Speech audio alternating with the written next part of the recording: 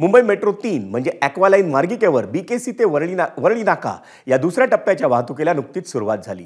जमिनीच्या पोटातून म्हणजे भुयारी मार्गाने होणारा हा प्रवास मुंबईकरांच्या पसंतीला उतरला, पण या सर्व ही स्थानकं ही भुयारी असल्यानं तिथं मोबाईलचे नेटवर्क जात असल्याच्या तक्रारी या प्रवाशांकडून करण्यात येत आहेत।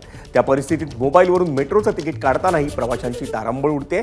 त्यामुळे मुंबई मेट्रो 3 कडून प्रवाशांसाठी मार्गदर्शक सूचना जारी करण्यात आली आहे। मुंबई मेट्रो 3च्या प्रवाशांनी मेट्रो स्थानकात प्रवेश करण्याआधीच मेट्रो कनेक्ट 3 या मोबाईल ॲपमधून तिकीट काढण्याचा सल्ला देण्यात आला आहे। या ॲपच्या माध्यमातून तिकीट नेमकं कसं काढायचं हेही पत्रकात नमूद करण्यात आलं आहे। दरम्यान प्रत्येक स्थानकात रोख रक्कम देऊनही तिकीट काढण्याचा पर्याय हा उपलब्ध आहे।